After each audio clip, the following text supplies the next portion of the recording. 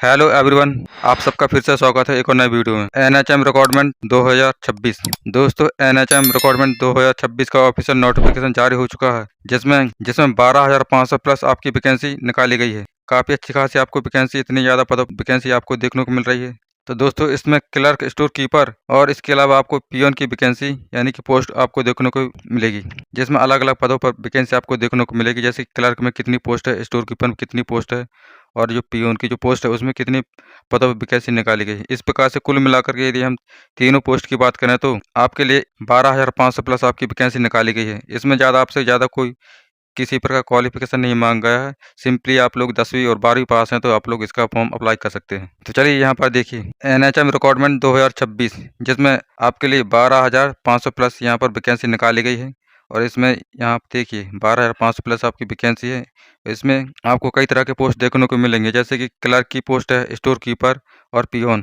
Clerk की post है, store keeper और इसके अलावा आपको प्लस में पियोन की वैकेंसी देखने को मिलेगी। इस प्रकार से कुल आपके लिए 12,500 प्लस वैकेंसी निकाली गई है। चलिए यहाँ पर अब हम इम्पोर्टेंट डेट के बारे में बात कर लेते हैं, जो कि इसका नोटिफिकेशन मई में रिलीज कर दिया गया है और इसका एप्लीकेशन फॉर्म स्टार्ट हो चुका है। इसकी यदि लास्ट डेट की बात करें तो आप लोग जून की लास्ट वीक तक आप लोग अप्लाई कर सकते हैं। एडमिट कार्ड आपको जुलाई की फर्स्ट वीक में देखने को मिलेगा। और एग्जाम डेट की बात करें तो एग्जाम डेट जुलाई और अगस्त में आपका एग्जाम डेट बताया जा रहा है। रिजल्ट सितंबर अक्टूबर में रखा गया है। चलिए दोस्तों, अब हम बात कर लेते हैं सिलेक्शन प्रोसेस। आपका जो सिलेक्शन प्रोसेस किस प्रकार से होगा, कौन कौन से स्टेज से गुजरकर आपका सिलेक्शन होने वाला है। तो यहाँ पर देखिए, सबसे पहले हम बात करेंगे रिटर्न एग्जाम की।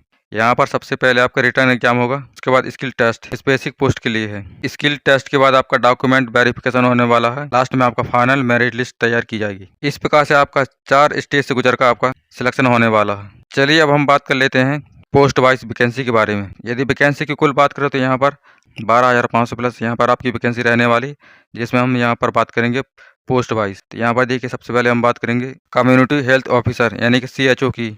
इसमें 2,240 पदों पर कुल वैकेंसी निकाली गई है। और स्टाफ नर्स के लिए 1980 पदों पर वैकेंसी, ANM के लिए 1520, लैब टेक्नीशियन के लिए 860, फार्मासिस्ट के लिए 540, मेडिकल ऑफिसर के लिए 420, क्लर्क की जो पोस्ट है उसमें 1,360 पदों पर वैकेंसी निकाली गई है। और आगे देखिए, स्टोर कीपर के लिए 1,810 पदों पर वैकेंसी, पियोन के लिए 1,770।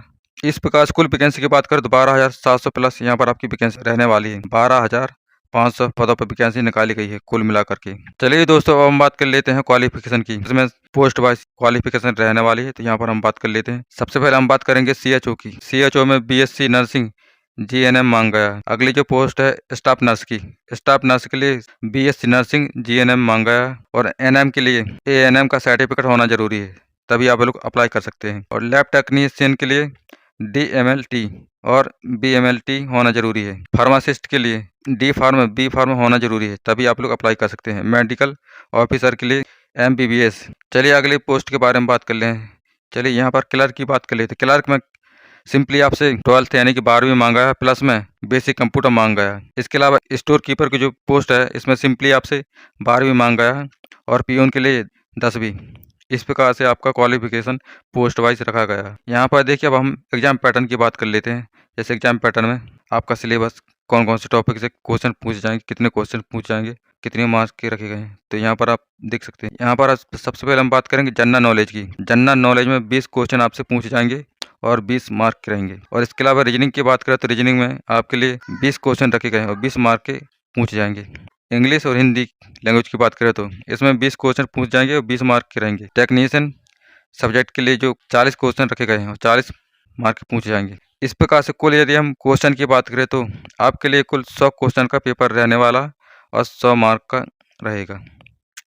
और समय अवधि की बात करें तो समय अवधि आपके लिए 2 घंटे का समय रखा गया है। इसमें सबसे बढ़िया बात यह है कि दोस्तों, इसमें किसी प्रकार का आपके लिए कोई नेगेटिव मार्किंग नहीं है, तो आप लोग पूरा का पूरा क्वेश्चन अटेम्प्ट कर सकते हैं। चलिए सिलेबस को हम डिटेल से समझ लेते हैं। यानी कि जनरल नॉलेज में आपसे क्या पूछने वाला है। करंट अफेयर क्वेश्चन पूछ जाएंगे, इंडियन हिस्ट्री एंड ज्योग्राफी से क्वेश्चन पूछ जाएंगे, गवर्नमेंट हेल्थ प्रोग्राम से क्वेश्चन पूछ जाएंगे, बेसिक कंप्यूटर अवेयरनेस से क्वेश्चन पूछ जाएंगे। अब रीजनिंग की बात करते हैं। रीजनिंग में कौन कौन से टॉपिक से आपके लिए क्वेश्चन पूछ जाएंगे। एनालॉजी से क्वेश्चन पूछ जाएंगे, कोडिंग टू कोडिंग से, नंबर सीरीज से, ब्लड रिलेशन से, डायरेक्शन सेंस से। लैंग्वेज और हिंदी की बात करें तो यहाँ पर आपसे ग्रामर से क्वेश्चन पूछ जाएंगे, वोकेबलरी से, रीडिंग कंप्रेंशन से, सेंटेंस करेक्शन से क्वेश्चन पूछ जाएंगे।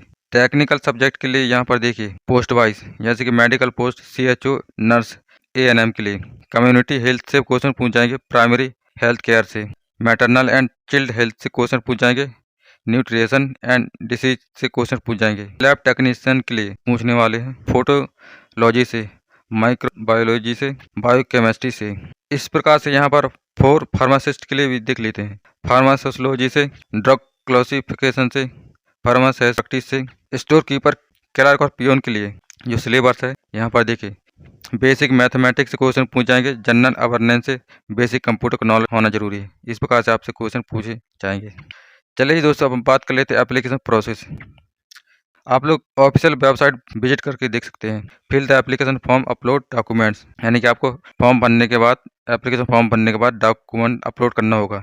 उसके बाद फीस पेमेंट करना होगा। फीस पेमेंट करने के बाद सबमिट करके आपको प्रिंट मिलेगा। चलिए दोस्तों, अब हम बात कर लेते हैं एप्लीकेशन फीस, जो कि एक्सपेक्टेड फीस बताई जा रही है। यहाँ पर हम बात करेंगे एप्लीकेशन फीस, जो कि कैटेगरी वाइज हम बात करेंगे। जनरल के लिए जो फीस है 300 रुपये, OBC के लिए 500 रुपये, SC के लिए 100 रुपये, ST के लिए 200 रुपये, फीमेल के लिए किसी प्रकार कोई शुल्क नहीं लगने वाला है। तो दोस्तों, आज की वीडियो में बस इतना ही। मिलते हैं अगले नेक्स्ट वीडियो में नए टॉपिक के साथ। तब तक के लिए जय हिंद, वंदे मातरम।